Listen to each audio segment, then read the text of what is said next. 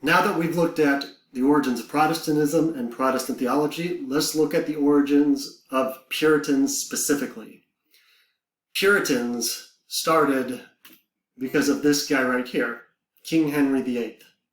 King Henry VIII wanted to divorce a wife. He asked the church, the Catholic Church. King Henry VIII was like Mr. Catholic. So he actually thought the Pope would say, yes, you can go ahead and get divorced.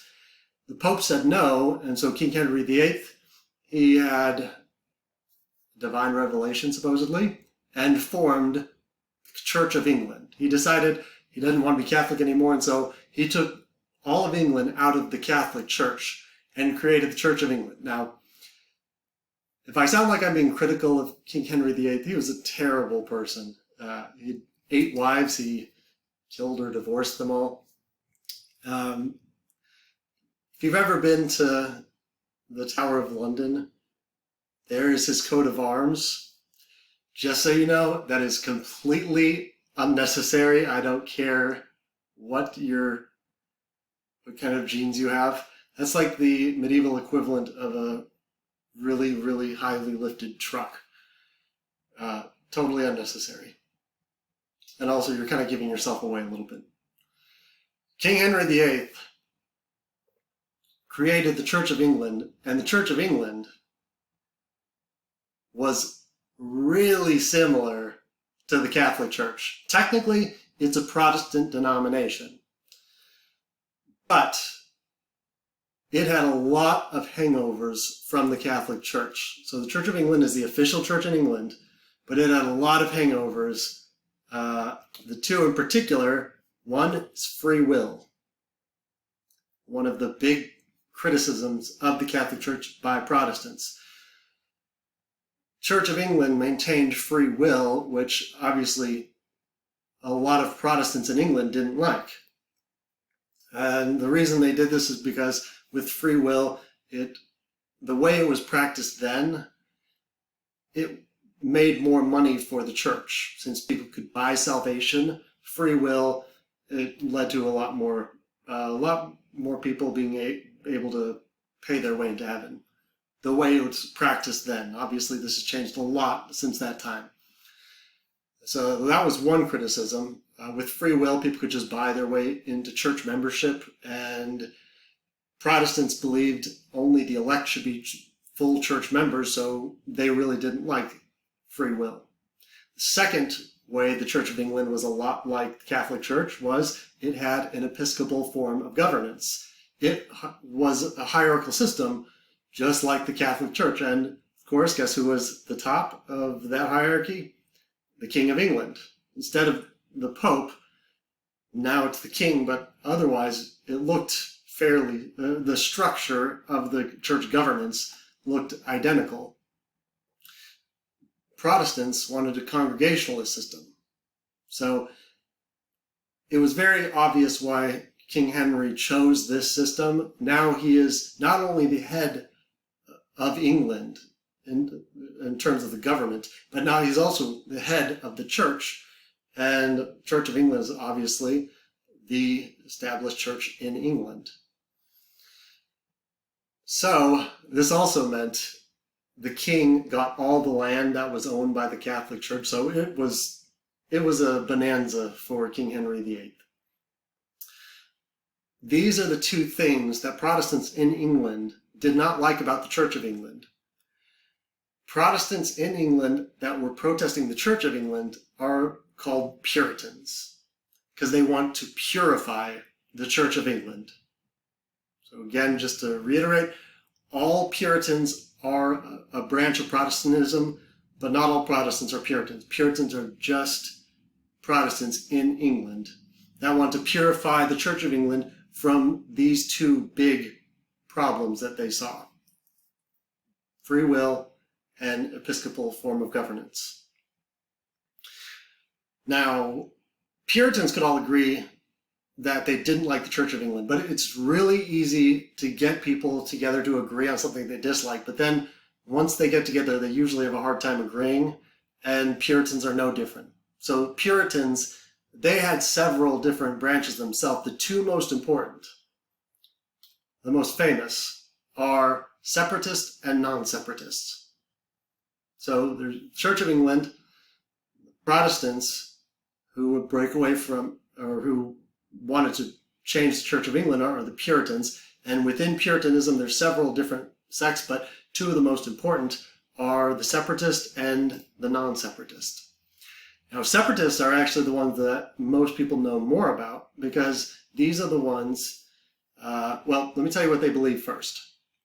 Separatists were the really radical ones. And the reason they're so radical is they said the Church of England is so corrupt that they needed to completely separate from the church. They said there's no saving the Church of England, it's corrupt, so we're going to completely separate from it. So what they're calling for is not just the separation from the Church of England, but they're also calling for separation from the government then, and from the king. What they are calling for is treason. So they are much more radical, and much more purist. Obviously, because they were calling for something that's treasonous, they had to leave England. So this is the group that will leave England. In the 1580s, they settle Holland for a little while and then move on from there to Plymouth. These are the ones that we all made the Thanksgiving turkeys out of our hand to celebrate the Pilgrims of Plymouth. It was the much smaller group of Puritans. And just as a side note, they didn't actually have the first Thanksgiving. First Thanksgiving happened in Virginia. And if you want to get really technical about the first Thanksgiving between Native Americans and Europeans, it actually happened in New Mexico with the Spanish, but whatever. Separatists, they're the more radical ones. So they are the minority. The more middle of the road ones are the non-separatists. And they're the ones, when we say Puritans, they're the ones that we are mostly talking about. Although technically Pilgrims are Puritans, Puritans are the middle of the road group that will settle Massachusetts Bay, and I promise you they are much more important than the non-separatists.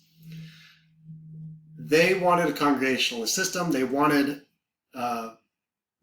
predestination, but they did not want to separate from the Church of England. Partly because that's treason, but they had a bigger reason than that. The reason non-separatists wanted to stay with the Church of England was because what they really want is to change the Church of England to adopt their belief system, so then they can force their belief system on everyone else in England. That is their objective. So the Puritans of Massachusetts Bay, their objective in not separating from the Church of England is so they can change the Church of England from within and then force everyone to have their belief system. That is why they are non-separatist. They want to force everyone to believe their truth. So, this answers a very important question. Do the Puritans believe in religious freedom? Absolutely not. What they want is for their belief system to be adopted so they can force everyone to have their belief system. They do not believe in separation of church and state, and they do believe in forcing everyone to adopt their belief system. And as we will see, they will believe in using the government to punish and even kill anyone that did not agree with them. This is really important to understand. People get this wrong quite a lot, especially in the United States.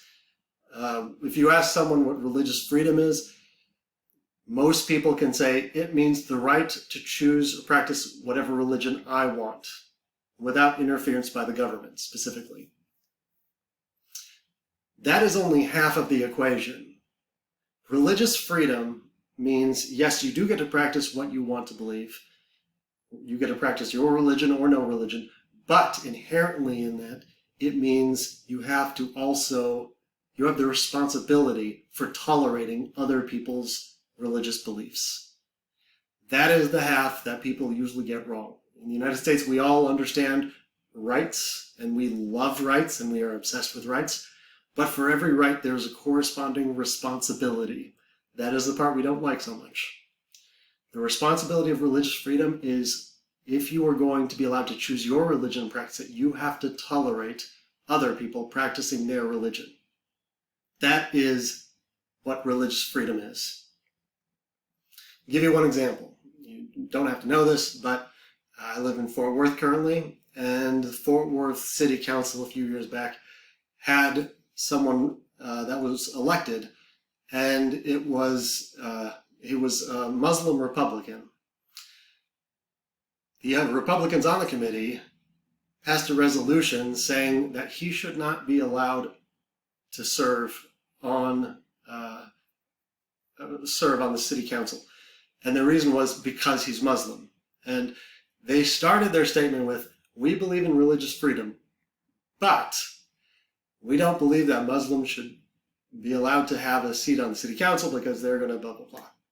That is, when you hear someone about to say something that is completely incompatible with religious freedom, they almost always start with, "I believe in religious freedom, but..."